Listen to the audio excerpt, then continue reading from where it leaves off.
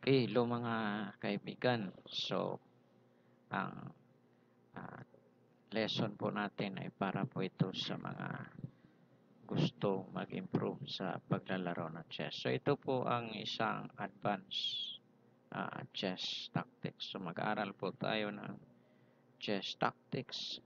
Ito po yung moves na dapat nyong pag-aralan dahil ito yung pinakamalakas na move sa chess. So, ang king ay under attack po dito. So, mayroong tatlong piyesa dito yung white na maaari niyang gamitin para atakihin yung king. So, kung mag-check tayo dito, hindi yan maganda dahil wala tayong winning chances dyan. So, dapat hanapin natin yung move na may winning. Okay, so tactical winning move. So, yun ang dapat nyong hanapin kapag naglaro kayo ng chess. So, bakit tactics ang ating pag-aralan at hindi yung ibang klaseng moves? Okay, so, kasi sa tactics, madali nating mate yung king na kalaban natin. Dahil yung kailangan lang naman talaga natin para manalo sa chess ay ma-mate yung king. So, ito yung isang paraan na para mabilis may panalo yung game yung tactics. So, tingnan nyo po yung move dito. So, pwede tayo mag-sacrifice. Okay, check. So, kung ayaw niya dito, may check ulit. Tapos, may check dito. Pag nag-cover siya knight, mayroong rook takes queen. So, pag nag-cover sa rook, so kainin lang natin. Rook takes queen takes rook followed by rook takes knight. Okay, so ito po yung solution dito.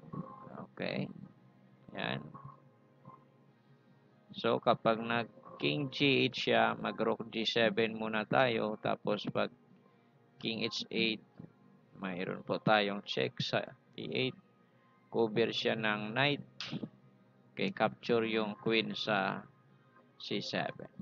Okay, so kapag nag-cover siya ng rook dito, so ganyan yung kanya itutulak. So kakainin lang natin queen takes rook. So lamang po tayo na isang rook dito. So kung nag-move siya king h7, so kinain. So queen e7 lang check tapos rook f7, capture pa rin. King h8, queen g7. Okay, so after rook h7, kanyang move ay king g8. Check muna tayo. Tapos, mag-check ulit. Okay, tapos, knight move. Capture yung queen sa c7. So, winning material. So, yan ang tactics. Kung hindi man natin ma-meet yung king, ay mayroong winning material. So, sanayan nyo po yung sarili nyo paano maghanap ng tactics. So, ang tanong, ano yung gagawin nyo pag walang tactics?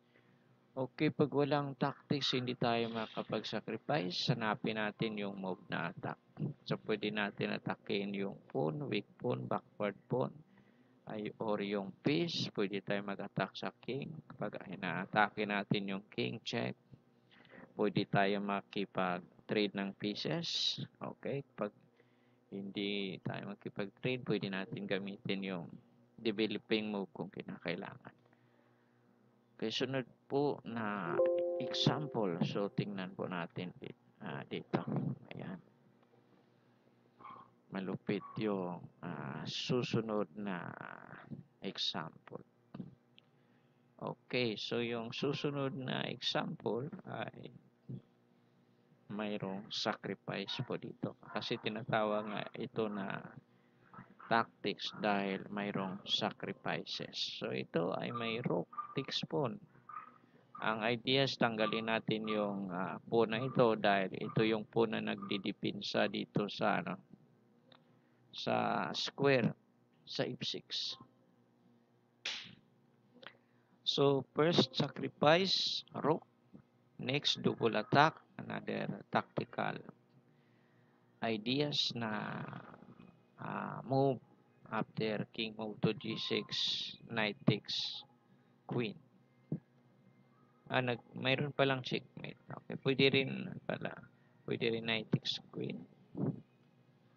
Mayroon palang checkmate siya. So, kung doon sa kabila, nag king h8 siya, so mayroon pa rin checkmate, queen takes pawn. So, napakaganda yung combination na ginawa dito ng white. Okay, so next example, tingnan po natin. Okay.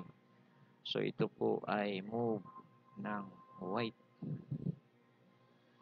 Okay, ano kaya yung magandang ideas dito na gagawin ng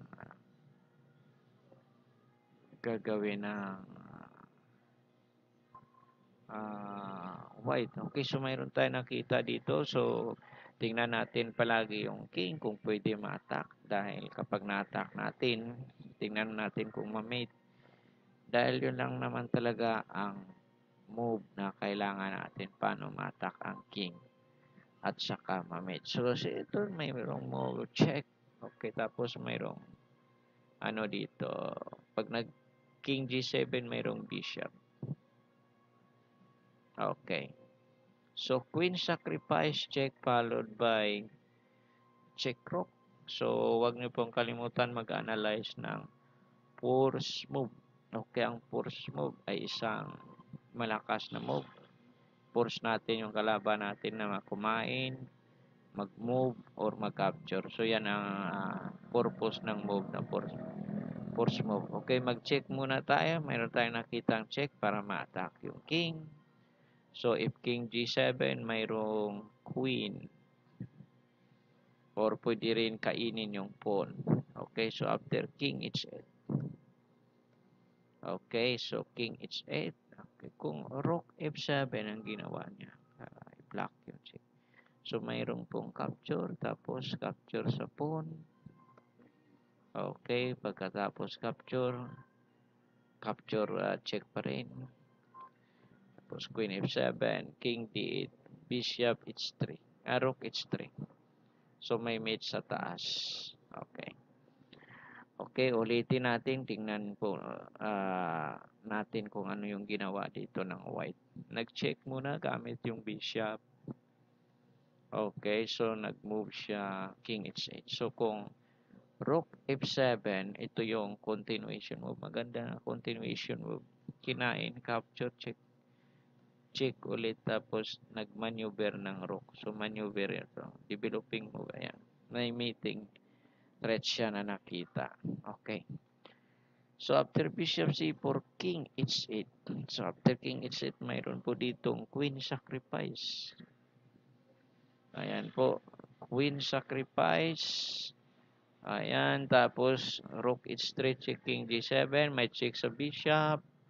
Okay, king h8, capture ang rook, king h7. So, checkmate dito yung black. So, yan po ang mga ideas na inyong matutunan dito sa tinatawag na tactics. Okay, so ito, tingnan po natin. So, black to play. So, black to play, malupit yung tactical ideas dito na binitawan ng black. Okay, yung black dito ay mayroon siyang move na knight. Okay, malamang knight capture.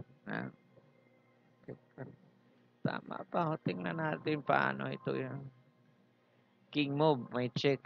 Okay. Dahil may king move check. Okay. Okay, kapag nag-king h2, mayroong knight g4, mate. Okay. So, kaya ka knight e4, tapos king f1. Okay. Knight g3. Mate ang white. Yan po, advanced chess tactics. So, marami po kayong dito matutunan sa example na ito.